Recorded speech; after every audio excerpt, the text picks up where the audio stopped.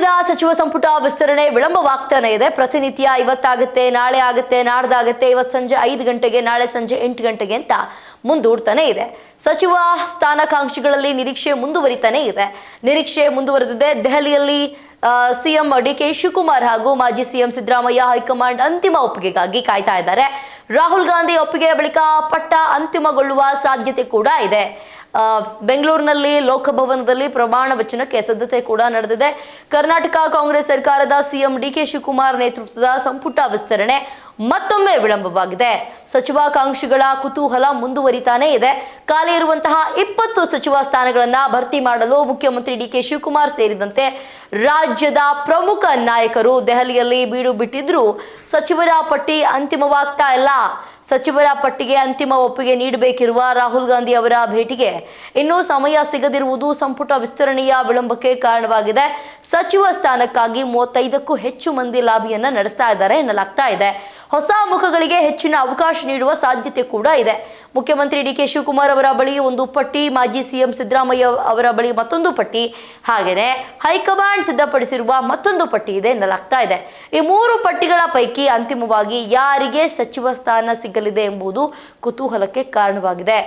ಸೋಮವಾರದಿಂದಲೇ ದೆಹಲಿಯಲ್ಲಿ ಇರುವಂತಹ CM DK Shivakumar ಅವರು ಈಗಾಗಲೇ ಎಐಸಿಸಿ ಪ್ರಧಾನ ಕಾರ್ಯದರ್ಶಿ ಕೆಸಿ ವೇಣುಗೋಪಾಲ್ ಅವರೊಂದಿಗೆ ಈಗಾಗಲೇ ಚರ್ಚೆಯನ್ನು ನಡೆಸಿದ್ದಾರೆ. ಸಿದ್ದರಾಮಯ್ಯ ಹಾಗೂ ಕೆಪಿಸಿಸಿ ಅಧ್ಯಕ್ಷ ಬಿಕೆ ಹರಿಪ್ರಸಾದ್ ಕೂಡ ದೆಹಲಿಯಲ್ಲಿಯೇ ಇದ್ದಾರೆ. ಆದರೆ ಸಚಿವರ ಪಟ್ಟಿಯನ್ನ ಅಂತಿಮಗೊಳಿಸಬೇಕಿರುವ ಹೈಕಮಾಂಡ್ ನಾಯಕ ರಾಹುಲ್ ಗಾಂಧಿ ಅವರ ಭೇಟಿಗೆ ಈವರೆಗೂ ಸಮಯ ಸಿಕ್ಕಿಲ್ಲ. ರಾಹುಲ್ ಗಾಂಧಿ ಸಮಯ ಸಿಗದಿರಲು ಕಾರಣವೇನು ಅಂತ ಕೇಳಿದ್ದಾರೆ. ರಾಹುಲ್ ಗಾಂಧಿ ನೀಟ್ ಪ್ರತಿಭಟನೆ ಹಿನ್ನೆಲೆಯಲ್ಲಿ ವ್ಯಸ್ತರಾಗಿರೋದ್ರಿಂದ ಸಭೆ ವಿಳಂಬವಾಗಿದೆ ಎನ್ನಲಾಗ್ತಾ ಇದೆ. ನಿನ್ನೆ ಸಚಿವರ ಪಟ್ಟಿ ಅಂತಿಮವಾಗಬಹುದು, ಇಂದೇ ಪ್ರಮಾಣ ವಚನ ನಡೆಯಬಹುದು ಎಂಬ ನಿರೀಕ್ಷೆ ಕೂಡ ಇತ್ತು. ಆದರೆ ಮತ್ತೆ ವಿಳಂಬವಾಗಿದೆ. ಇದೀಗ ರಾಹುಲ್ ಗಾಂಧಿ ಅವರ ಸಂದೇಶಕ್ಕಾಗಿ ಡಿಕೆ ಶಿವಕುಮಾರ್ ಕಾಯ್ತಾ ಇದ್ದಾರೆ. ಸಮಯ ಸಿಕ್ಕರೆ ಸಭೆ ನಡೆಸಿ ಪಟ್ಟಿಯನ್ನು ಅಂತಿಮಗೊಳಿಸಿ ಬೆಂಗಳೂರಿಗೆ ವಾಪಸ್ ಆಗುವ ಸಾಧ್ಯತೆ ಕೂಡ ಇದೆ. ನಾಳೆ ಪ್ರಮಾಣ ವಚನಕ್ಕೆ ಸಿದ್ಧತೆಯನ್ನ ಮಾಡಲಾಗಿದೆ. ಪ್ರತಿನಿತ್ಯ ಇದೇ ಆಗಿದೆ, ನಾಳೆ ಅಂತ.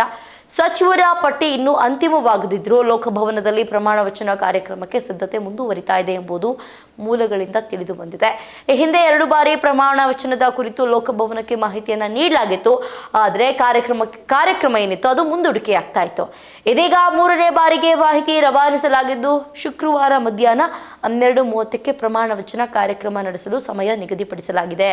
ಲೋಕಭವನದಲ್ಲಿ ಶಾಮಿಯಾನ ಹಾಗೂ ಟೆಂಟ್ ಹಾಕುವ ಮೂಲಕ ಕಾರ್ಯಕ್ರಮಕ್ಕೆ ಸಿದ್ಧತೆಯನ್ನ ಮಾಡಿಕೊಳ್ಳಲಾಗ್ತಾ ಇದೆ. ಬೆಂಗಳೂರು ನಗರ ಪೊಲೀಸ್ ಆಯುಕ್ತ ಸೀಮಂತ್ ಕುಮಾರ್ ಸಿಂಗ್ ಅವರು ಬುಧವಾರ ಪೊಲೀಸ್ ಅಧಿಕಾರಿಗಳೊಂದಿಗೆ ಸುಮಾರು 2 ಗಂಟೆಗಳ ಕಾಲ ಸಭೆಯನ್ನ ನಡೆಸಿ ಲೋಕಭವನದಲ್ಲಿ ಪ್ರಮಾಣ ವಚನ ಕಾರ್ಯಕ್ರಮ ಕೈಗೊಳ್ಳಬಹುದಾದ ಭದ್ರತಾ ಕ್ರಮಗಳ ಬಗ್ಗೆ ಪರಿಶೀಲನೆಯನ್ನ ಮಾಡಿದ್ದಾರೆ.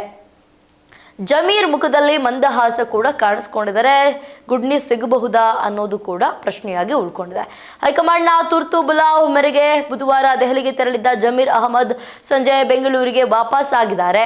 ತರಾತುರಿಯಲ್ಲಿ ಕಾರು ಹತ್ತಿ ತೆರಳಿದ ಜಮೀರ್ ಅವರ ಮುಖದಲ್ಲಿ ಮಂದಹಾಸವು ಇದೀಗ ರಾಜಕೀಯ ವಲಯದಲ್ಲಿ ಚರ್ಚೆಗೆ ಕಾರಣವಾಗಿದೆ. ಹೈಕಮಾಂಡ್ನಿಂದ ಸಚಿವ ಸ್ಥಾನದ ಕುರಿತು ಗುಡ್ ನ್ಯೂಸ್ ಸಿಕ್ಕಿದೆಯೇ ಎಂಬ ಮಾತುಗಳು ಕೂಡ ಕೇಳಿ ಬರ್ತಾ ಇದೆ. ಸಂಪುಟ ವಿಸ್ತರಣೆ ವಿಳಂಬಕ್ಕೆ ವಿಪಕ್ಷಗಳ ಟೀಕೆ. ಇತ್ತ ಸಂಪುಟ ವಿಸ್ತರಣೆಗಾಗಿ ಡಿಕೆ ಶಿವಕುಮಾರ್ ದೆಹಲಿಯಲ್ಲಿ ಬೀಡು ಬಿಟ್ಟಿರುವ ವಿಚಾರವನ್ನೇ ಮುಂದಿಟ್ಟುಕೊಂಡು ವಿಪಕ್ಷ ನಾಯಕರು ಸರ್ಕಾರದ ವಿರುದ್ಧ ಟೀಕಾ ಪ್ರಹಾರ ಮಾಡಿದ್ದಾರೆ. ರಾಜ್ಯದಲ್ಲಿ ಬರಗಾಲ ಹಾಗೂ ರೈತರ ಸಮಸ್ಯೆಗಳಿರುವಾಗ ಮುಖ್ಯಮಂತ್ರಿ ದೆಹಲಿಯಲ್ಲಿ ಸಂಪುಟ ವಿಸ್ತರಣೆಯ ಕಸರತ್ತಿನಲ್ಲಿ ತೊಡಗಿದ್ದಾರೆ ಎಂದು ವಿಪಕ್ಷಗಳು ಆಕ್ಷೇಪವನ್ನ ವ್ಯಕ್ತಪಡಿಸಿವೆ. ಒಟ್ನಲ್ಲಿ ಆಗಸ್ಟ್ 8ರಿಂದ ವಿಧಾನಸಭಾ ಅಧಿವೇಶನ ಆರಂಭವಾಗಲಿರುವ ಹಿನ್ನೆಲೆಯಲ್ಲಿ ಖಾಲಿ ಇರುವ 20 ಸಚಿವ ಸ್ಥಾನಗಳನ್ನು ಭರ್ತಿ ಮಾಡಲು ರಾಜ್ಯ ಕಾಂಗ್ರೆಸ್ ಸರ್ಕಾರ ನಾಯಕತ್ವದ ಮೇಲೆ ಒತ್ತಡ ಹೆಚ್ಚಾಗಿದೆ. ಇಂದಾದರೂ ರಾಹುಲ್ ಗಾಂಧಿ ಅವರಿಂದ ಗ್ರೀನ್ ಸಿಗ್ನಲ್ ಸಿಗುತ್ತಾ?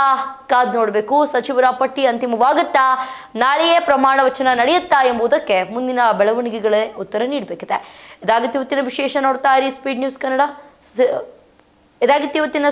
ಕನ್ನಡ. ಸುದ್ದಿ ನಿಮ್ಮದು, ವೇಗ ನಿಮ್ಮದು.